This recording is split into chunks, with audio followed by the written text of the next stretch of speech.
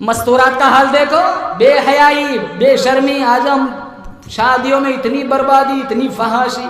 फातिमा की हया किसी थी, हर साल चांद देखने के लिए छत पे चढ़ती थी। जब बड़ा चांद आया, फातिमा छत पे नहीं चढ़ी। अल्लाह के नबी ने पूछा, फातिमा तो आज चांद देखने के लिए छत पे नहीं चढ़ी? कहा, आज तो बड़ा चांद है, कई अजनबी छतों पे चढ़े होंगे, मेरी गैरत गवारा नहीं करती मेरी अजनबी की नजर चांद पर भी इकट्ठी हो जाए। चेहरे पर नहीं, चांद पर। अली से फरमाया, अगर इंतकाल दिन में हो जाए ना, जनाजा फिर भी रात को उठाना। पूछा क्यों? कहा, सारी जिंदगी अजनबी की मेरे ऊपर नजर नहीं पड़ी, मैं नहीं चाहती मेरे जनाजे पर भी किसी की नजर पड़े।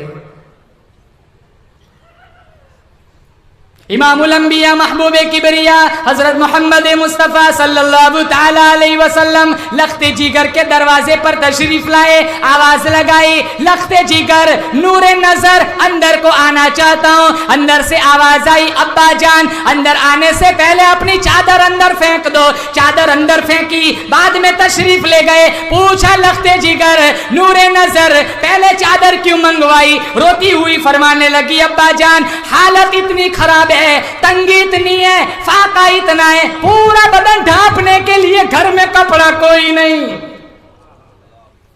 सारी रात इबादत करती, सुबह उठती आंसू बहाती। कहा, मालिक रात कितनी छोटी बनाई, रात पूरी हो गई, अभी तेरी बंदी का शौक बंदगी पूरा नहीं हुआ।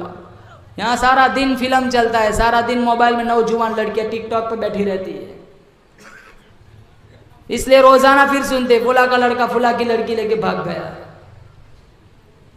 ये मोबाइल, इंटरनेट, मीडिया के पैकेज ने मुआशरे को जहन्नम बना दिया। इन बच्चों के हाथों से नॉवेल छीन लो, फिल्म की सीढ़ियाँ छीन लो, मोबाइल छीन लो, इनके हाथों में कुरान दो। इन बच्चों के पास कुरान होगा, कल हम मर जाएंगे, ये मज़ार पे आके फातिहा पढ़ेंगे।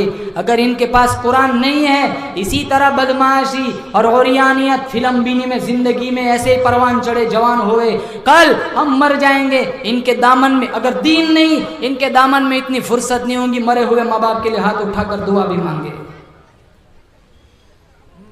हंसता खेलता टेलीविजन, खुदा की कसम ये लाखों रुपए के घर जलेंगे। क़ू अनफुसकुम व अहलीकुम नारा, अपने आप को और अहले खाना को दोज़ख की आग से बचाओ। हमारे नबी की सीरत समझाओ। आज कितने एक्टर्स की फिल्म बाल कटवाएंगे, बाल बनाएंगे, वही फिल्मी एक्टर्स के सोने का लॉकेट पहनते, बड़ी बड़ी अंगूठियां चढ़ाते, पायजामा देखो टखनों से नीचे, टी शर्ट देखो तस्वीरों वाली, सारा जिस्म सर के बाल। हमें शिकायत करते कि मौलाना हमें सलाम नहीं करते। अरे समझ भी आना चाहिए तो मुसलमान है, समझ नहीं आता तो कैसा आदमी है। लिबास हमारा देखो, मूसा अलैहिस्सलाम के ज़माने में जब मुकाबले में अखाड़े में आए, जादूगरों से मुकाबला हुआ, उस ज़माने का दस्तूर था, दो मुकाबला करने वाले जब अखाड़े में आते दोनों का एक ही लिबास होता था। फिरौन के कहने पर दरबारियों ने सारे जादूगरों का लिबास सिलवाया। अब एक जोड़ा मूसा अलैहिस्सलाम को भी दिया, मूसा तो नबी थे, इन्होंने पहनने से इनकार कर दिया। अब सारे दरबारी सोचने लगे, अगर ये कल अपना लिबास पहनकर जुब्बा पहन के आए, हमारी नौकरी खतरे में पड़ जाएंगी। फिर दरबारी सोचने लगे, चलो मूसा इनका लिबास नहीं पहनते कोई बात नहीं, इनको मूसा का लिबास पहना देते। तो जैसा मूसा अलैहिस्सलाम का जुब्बा था, सारे जादूगरों के जुब्बे सिलवाए। अगले दिन जब अखाड़े में आए, अल्लाह ने सब जादूगरों को ईमान दे दिया। मूसा अलैहिस्सलाम ने पूछा, इलाही तूने तो मुझे फिरौन के पास भेजा था, तूने जादूगरों को ईमान दे दिया। कहा, वो तेरे लिबास में आए थे, इतना प्यारा है, सबको ईमान दे दिया। फिरौन भी तेरे जैसा जुब्बा पहन लेता, मैं ये ना देखता दावा क्या किया है, मैं देखता मेरे नबी का जुब्बा पहना है, उसे भी ईमान दे देता। मुसलमान वो तो मजबूरी में जुब्बे पहने थे, अल्लाह ने इनके ईमान की लाज रखी। मोहम्मद मुस्तफ़ा के उम्मती होने के नाते क्या हमारा कोई लिबास नहीं? दाढ़ियां मुंडवाते, आज तक कभी किसी पैगंबर साहबी ने दाढ़ी नहीं मुंडवाई। ये सुबह उठ के कुछ काम हो या ना हो, दाढ़ी पहले मुंडवाते। डर लगता है कि सुबह को घर वाली रोटी की प्लेट देते हुए कहीं ये ना कहते बाबा जी रोटी चबा लो। कितने नौजवान है देखो, चेहरे बिल्कुल प्लेटफॉर्म नंबर 4 बिल्कुल साफ,